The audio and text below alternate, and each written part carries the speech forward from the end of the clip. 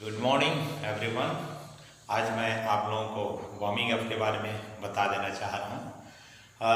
पहला हमारा body rest position में रहता है और रेस्ट पोजीशन में रहने के कारण हमारा ब्लड सर्कुलेशन नॉर्मल जैसा पल्स रेट है 72 रहता है। और इसी को जैसे ही हम अपने बॉडी को धीरे धीरे वार्मिंग अप करते हैं यानी व्यायाम करते हैं तो ब्लड सर्कुलेशन हमारा तेज होते जाता है। और तेज होगा तो नेचुरली है, ब्लड सर्कुलेशन तेज होगा तो हमारा बॉडी का भी टेम्परेचर बढ़ते जाएगा।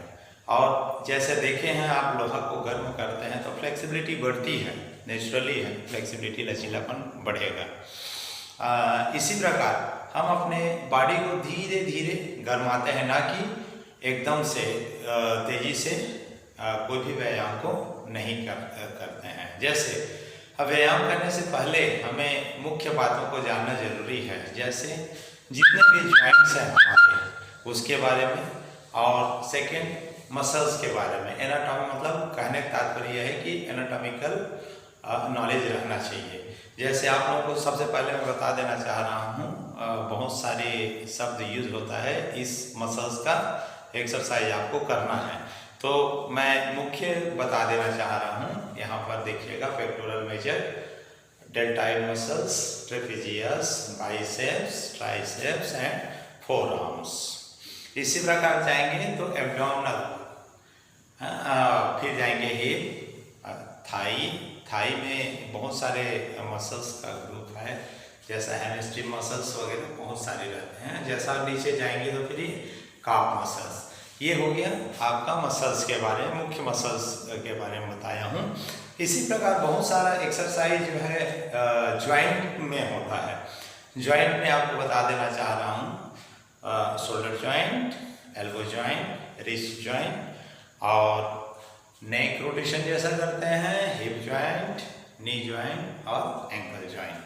अब आपको यही बता देना चाह रहा हूँ कि जॉइंट जो है हर एक का अलग अलग मोमेंट होता है। जैसे यहाँ पर बॉल एंड सॉकेट जॉइंट है तो ये रोटेट होगा, हिंग जॉइंट है तो सिर्फ सामने की ओर और पीछे की ओर मसल्स का संकुचन और प्रसारण होगा। सेम इसी प्रकार नी का है और एंकल रोटेट होगा।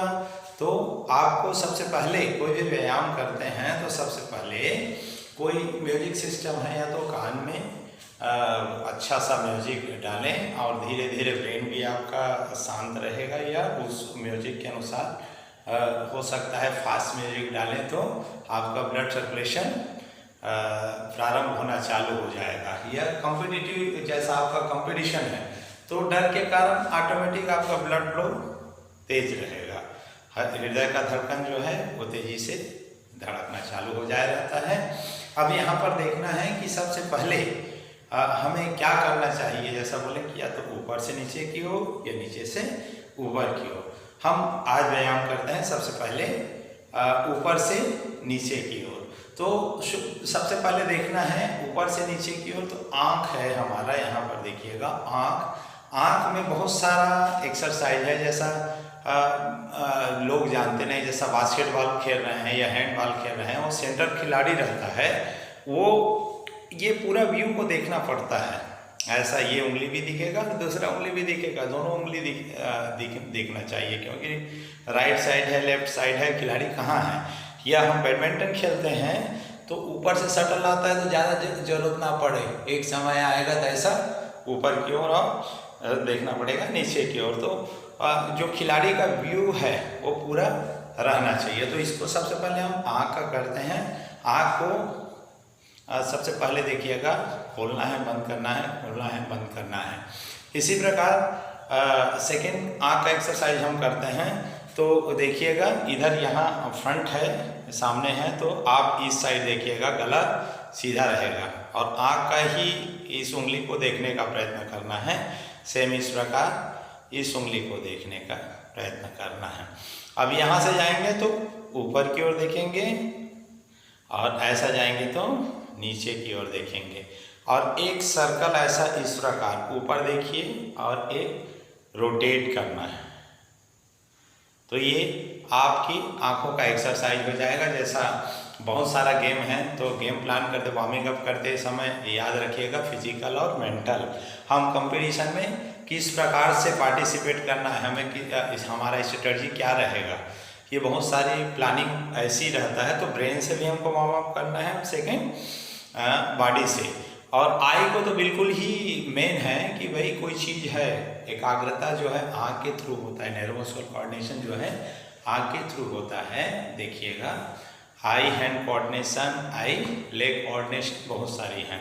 अब सेकेंड आता है कभी एक्सीडेंटल हो जाता है, देखना जॉ जो है कहीं जबड़ा ऐसा ना हो जाए तो थोड़ा सा दायां बायां कर लें या सपोर्ट कर लें, टंग को निकाल लें। अब नेक्स्ट एक्सरसाइज आता है हमारा नेक। नेक में अनेक प्रकार का मूवमेंट होता है, रोटेशन भी होता है, दायां बायां भी करना है, ऊपर नीचे, जैसे हमने क्या किए आँख का किए थे। तो इस प्रकार आप क्या कर सकते हैं, अपने गले को ऊपर की ओर और नीचे की ओर सांस छोड़ते हुए जाना है। इसी प्रकार क्या करिएगा, देखिएगा दाएं और बाएं। मेरे पास समय का अभाव है, मैं एक ही बार कर रहा हूँ, आप अपने क्षमता के अनुसार करिएगा।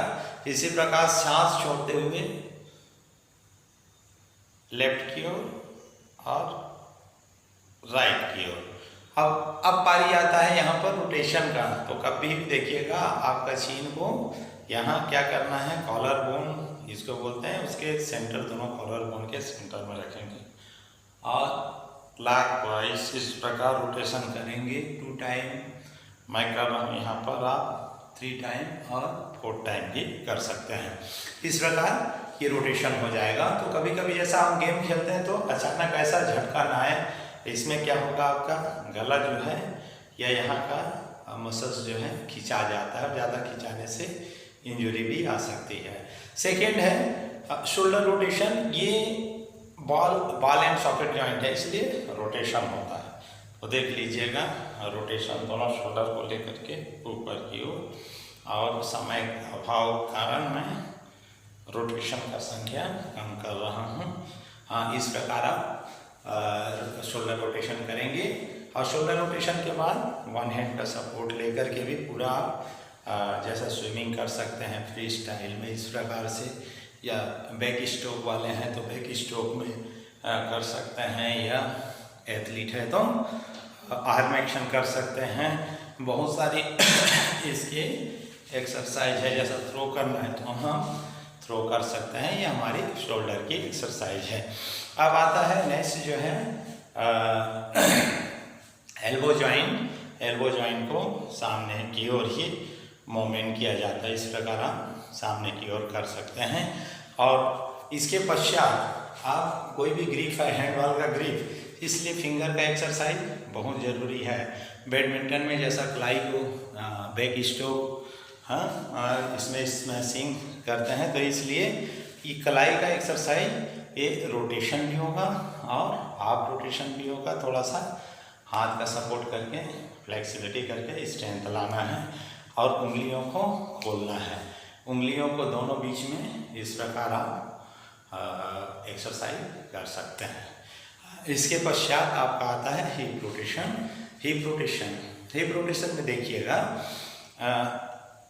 हिप रोटेशन क्लॉकवाइज और एंटी क्लॉकवाइज कर सकते हैं। जैसे मैं एक बता रहा हूँ, यहाँ सपोर्ट लेकर के, जिसको नहीं करना है तो वैसा हम लोगों का प्रैक्टिस है, इसलिए कोई प्रॉब्लम नहीं है। अगर नहीं है तो आप हाथ का सहारा लेकर के भी कर सकते हैं। और इस प्रकार दाएं की ओर स्ट्रेचिंग भी कर सकते हैं और बाएं की ओर भी स्ट्रेचिंग कर सकते हैं और रोटेशन कर सकते हैं, इस प्रकार। नेक्स्ट है